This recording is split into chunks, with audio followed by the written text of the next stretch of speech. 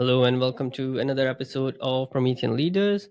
And today we are excited to dive into the world of AI with Dr. Monica.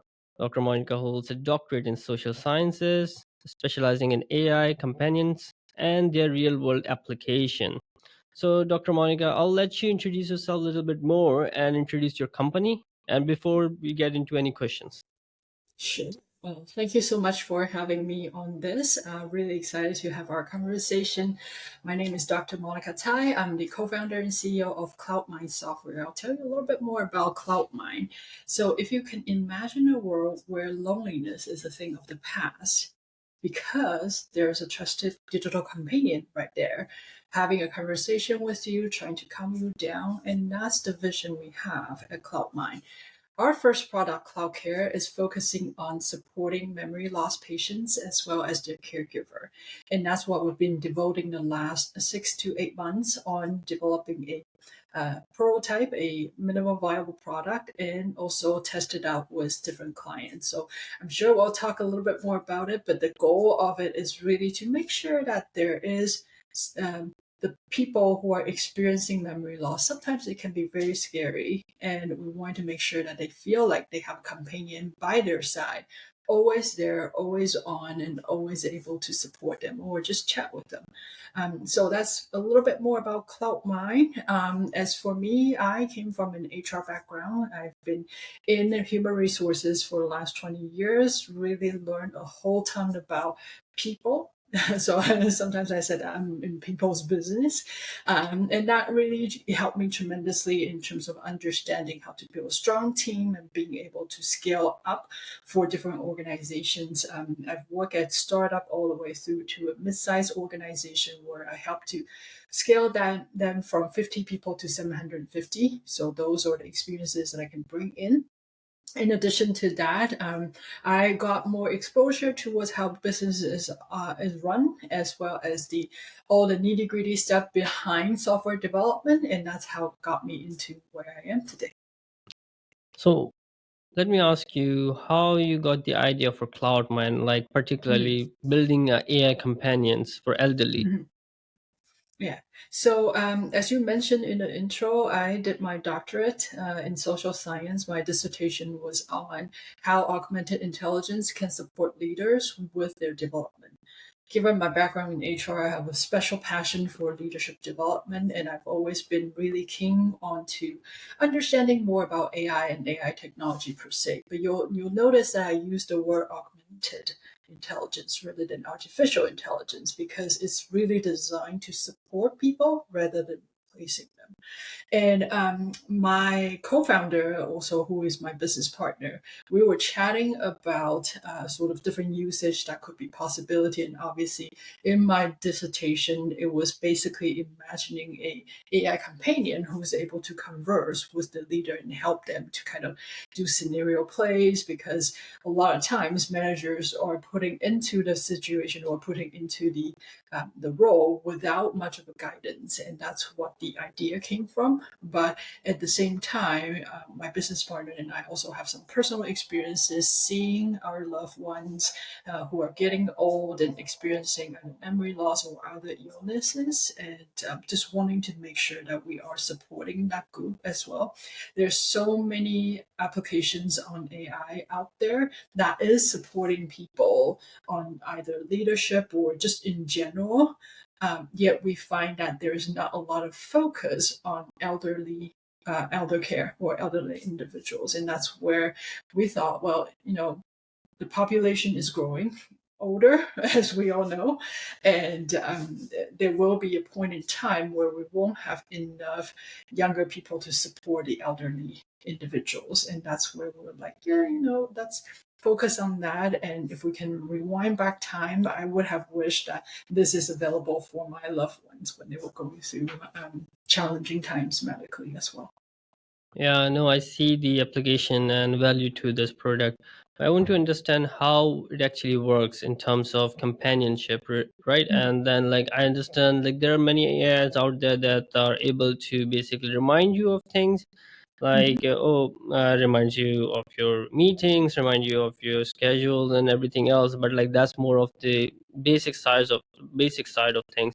But when we bring in the conversation about companionship, Mm. the emotions itself plays a really big role, because you don't feel connected to someone unless you're emotionally involved in it. Yeah, yeah, absolutely. And so, with our current state of the product, we have a 2D image that interacts, but not in a 3D way. Our goal is to make sure that we can get to a point where we have the 3D characters and also can be customized towards what the individual would like to interact. Because, as you said, building trust is a huge part of it, right? How who you resonate with might be different than who I resonate with, and we Mhm. can't just like put a cookie cutter saying that, oh, this is going to be your companion. It doesn't really work that way, particularly when we're talking about building trust and building connections with one another. So that's one component, and how it works is really simple. I know there's a lot of different tools or different platforms out there. What we're focusing on is really on the software part, because we want to make sure that it can be accessible to a lot of people and make it easy for them. So currently, the software is available on tablets Mhm. and smartphones. We're also looking into potentially utilizing smart TV, knowing that, based on the demographic that we are targeting for, obviously larger real estate in terms of screen size is probably more beneficial. It's all through verbal exchange, right? Yep. So the person can verbally wake up the AI companion and start having a conversation. So usually, how we get the person set up is give the AI companion a little bit more information about the individual, such as things that they love talking about, their interests, what are Mhm. the things that they do not want to talk about, because obviously the notion is not to upset them. So we'll make sure that the AI can veer away, and even if those topic comes up, they know how to kind of veer away and then redirect their attention to something positive. When we were training our AI, we had one of our advisors actually a cognitive behavioral therapist. So we've had her provide some like mock-up script in terms of how cognitive behavior therapy works and whatnot, and we train our model on that, just so that it has that compassionate as well as that technique that can support an individual. So you're saying that your AI is able to determine the state of mind a person is in, what kind of emotional state that person might be in, and then react to it and like provide the cater to that, basically provide a very personalized care towards it. Yeah, yeah, and that's really what we aim for, is that personalized care piece, right? And also, cloud care is not just focusing on the elderly individual, Hmm. knowing that that's only one side of the coin. The other side of the coin is actually the caregiver. It could be at a facility or at a memory care facility. It's the staff that are there with them, or if at home, that would be a family member or friends Hmm. alike, depending on who that is really also to provide them insights on what have been raised up, if there's any concerns that require follow-up and whatnot. And that's where our tools also has the interface for caregivers, and further down the road, families, if the caregiver is not part of the family, to have access to those information. So that's really amazing, I would say, because like the catered part of it, and how AI is able to basically react to the person's state of mind and their emotional state, and then Mhm. cater the care accordingly. That itself is able to provide a very very personalized and care, and also like basically add value to it in a way that like current AIs do not. Yeah. Yeah, and I think the personalized piece is the one that we're really drilling down to, given that again, what person A need is going to be different than person B, and vice versa, right? There's Yeah. always the uniqueness in terms of the different needs, and I think a lot of time those people either living at a facility or experiencing memory loss and doesn't have a lot of people to interact with, Yeah. all they really want is somebody to talk to. I usually use the example that whenever my mom told me something that's repeat it quite a few times, and Mm-hmm. it's human nature to get impatient and whatnot. Whereas AI, it's always fresh, it's always the first time, right? And that helps to make the person feel secure, safe, and seen and heard Mm-hmm. as well. Yeah. Oh, that makes sense. Well, I'm really glad that you are working on this, and I want to see how it turns out. And Thank you. I believe that you already passed that MVP point, and you have done the demo test with a client as well, right? Mhm. Yeah, yeah. So we've been fortunate enough to have somebody who's willing to do a pilot with us. We deployed in 6 different care homes and had about 20 users or 20 residents using the application, because when my co-founder and I were talking about the idea, obviously knowing the demographic is different than what we had before in terms of the various careers that we have. Um, the the biggest question to me, at least, and I know for him as well, was, are they actually going to feel comfortable talking to Mm-hmm. a tablet or an iPad or whatever that is, right? Because I don't know. I can't think in the mind of somebody who is experiencing dementia and like 75, 80-year old, right? So it was hard for me to Yeah. imagine. So that was the biggest question that we had. And upon deploying our pilot and seeing how people were interacting with it, we were like, oh, okay, this is going to work. They really enjoy talking to the companion. Despite that, it was only one single prototype of companion Mm-hmm. rather than customizable. We've had residents that talks on hours and hours with the companion. In total, over the 60-day period, we have over 160 hours of engagement. And that's tremendous, right? Like, just based on the sheer amount of data we were able to get and understand how we can better the product, that's huge. So basically, like the users were using it very actively and every day, like at least for 2 hours. Yeah, yeah, for sure. That is amazing because like I don't think at this point how we are living we don't even talk to actually human for 2 hours that long, every day. Right? Yeah, it's like it's amazing. Like people actually chose to talk to an AI, and Yeah, that just shows value. yeah. Like yeah, as I said, like I don't even remember like I other than this interview, I don't think I've talked to any human for 2 hours today. Yeah. Yeah, no, I think those are not really rare occasions we would talk to people for that long. But Yeah, usually it's like a quick interaction, quick right? interactions, right? Very short, quick interaction, unless you are like Yeah, actually hanging out with your friends for party or yeah, anything like that. But this is yeah. amazing. Like it shows a real value to it, and I'm Mhm. glad that it worked out. So what's next then? What's next? We just finished raising our friends and family round, obviously knowing that there is a great potential towards the product that we're building. Raising fund would be the Yeah. big step forward, and really just making sure that we have enough money to continuously support the product development, building a team, and started getting more involved in the community, because our strategy is going to be B2B to C, meaning that we're targeting partnership with different care home facilities to kind of broaden up the reach towards how Mm-hmm. this can be utilized. And obviously, we're not expecting all residents within the house would want one, but we want to make sure that there is a distribution channel that is large enough so that we are able to get more people on board with this. And then, obviously, ultimately, it's really towards the individuals who may not be staying at home, or couldn't support being in a home environment, because those do cost money, and we understand that. Our goal is to make sure that this is accessible, Mm-hmm. affordable, and can scale.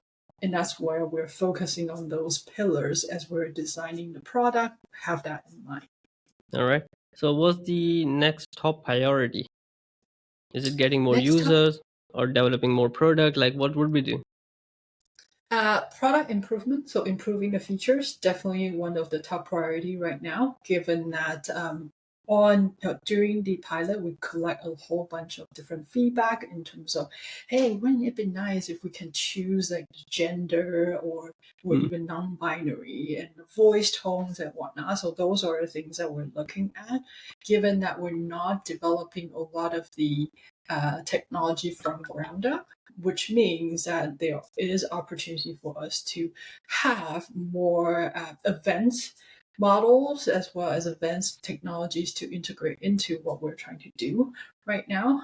So that's one. And then the second one, obviously, is scaling, figuring out how we can get this in the hands of more people. Because the more that people are using it, the more intel and more data we're going to be able to get in terms of understanding, okay, how do we make sure that this is actually impacting their life in a positive way? Yeah. So let's talk about impacting the life. Since I would say you are in the healthcare industry, right? You are Mm, helping elderly and you are helping manage their personal needs as well as their medical needs as well at the same time. So I want to understand how you see this AI mm, transforming the industry. And basically I'm hearing a lot about personalized medication, personalized mm, vaccines, personalized mm, care, and AI can do that. Like a lot of personalization can happen. But like, how do you see it helping the industry and helping the people in that mm. term? Like how you see it transforming it? Yeah. I would preface that we are somewhat in the medical field, but not quite, given that we have designed our platform to make sure that there's no medical advice being given.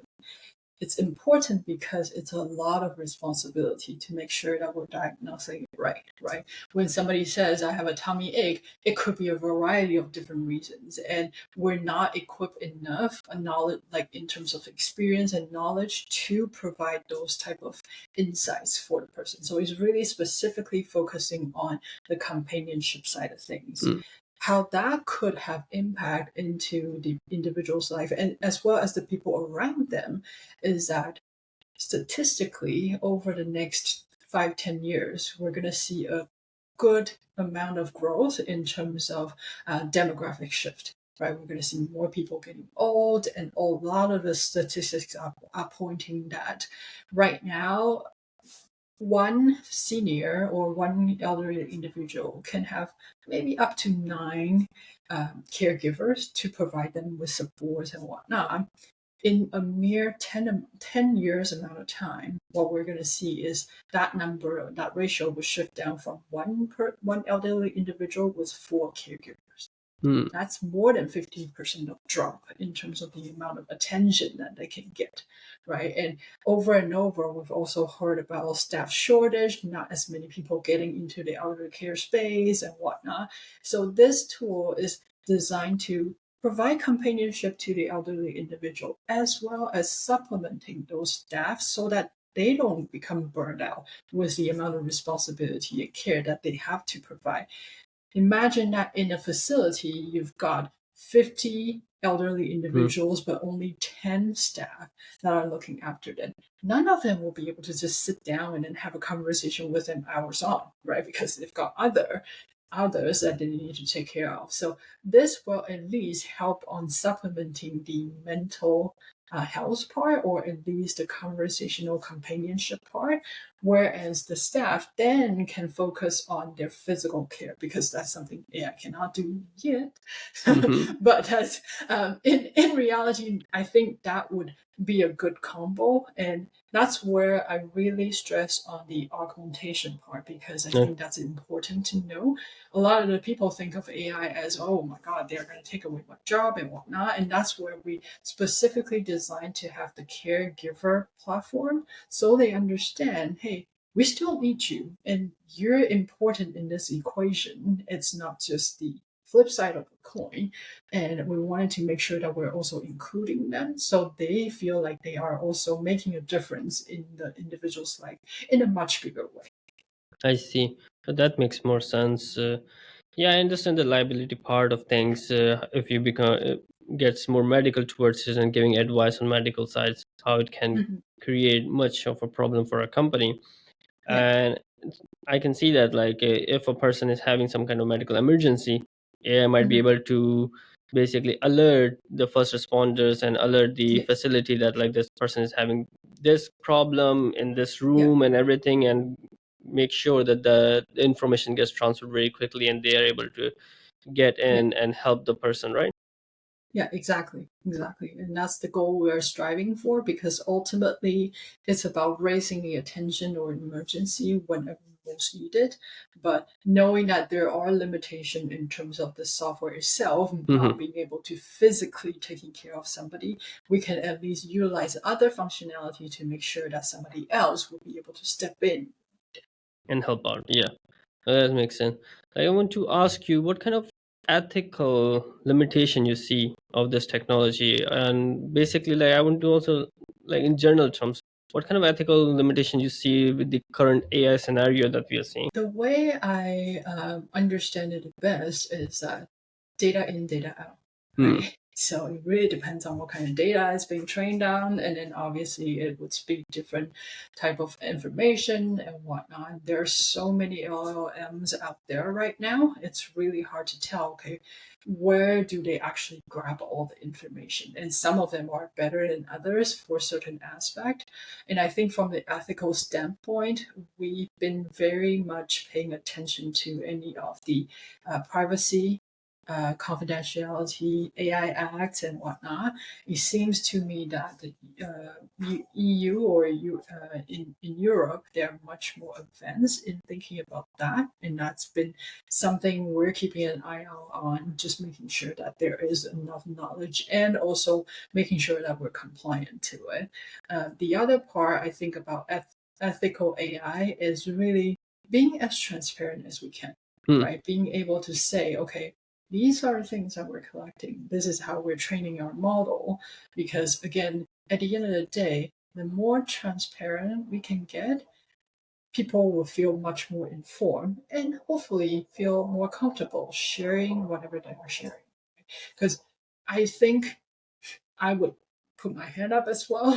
Many of us would see the terms and services and like, yeah, yeah, yeah, I understand, and then click on I agree, right? But Yeah. this is much more interacting with the individual. So we have also planned out any type of caregiver educations so they Hmm. understand exactly what information is being collected, what they can expect, how they can request to discard their information if they want to, because again ultimately we want to have that basic respect for people on their own privacy and how they like to exercise their own confidential information.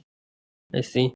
So if someone shares, let's say, a personal information of kind with the AI, would it get transferred and shared with the care facility that the person is in? Let's say elder person in a care facility, they shared a Mm. very personal information with the AI. Would that be also shared with the facility itself? No, so right now, how we are creating the interface for the caregiver is they only get a summary report, so not a detailed sort of transcription on the conversation. So what as a caregiver, they will be able to see a quick summary of what's been discussed, like the themes in terms of, oh yeah, we talked about having teas and we talked about her garden in the past and whatnot, and just like very short snippet of it. Hmm. And then in addition to that, any health concerns that's been raised up, right? In terms of, oh yeah, Jimmy mentioned tummy aches for 3 days in a row. You might want to go and check Mm. exactly what's going on. Right? So those are the things that will get notated or draw out from the summary. There's also the sentiment analysis in terms of the mood. So how happy, angry, or upset, or things like that. There are different graphs that they're able to see, but that is not something we would specifically point out. Okay, that's because we said this or whatever. So again, not it's not a detailed report or Hmm. not going to be like word by word. In addition to that, what we do find things that we always making sure that people understand is anything that require us to raise up Hmm. because of, for example, if the person had suicidal thought, right? Hmm. Even in general, people would need to make sure that that's being looked after, right? Because we're Yeah. talking about somebody's life here. Mhm. So those are things we do tell people that, hey, if confidentially they have raised some concerning suicidal thought, that is something that would be captured and passed on to the facility so they can keep an eye out. Yeah. So, what kind of challenges you are seeing? I see, like you talk really good points about sharing the information, and I like that how it's basically catering what needs to, like what the facility needs to know and to take care of the person, and Mhm. what kind of like personal information gets hidden and not shared directly.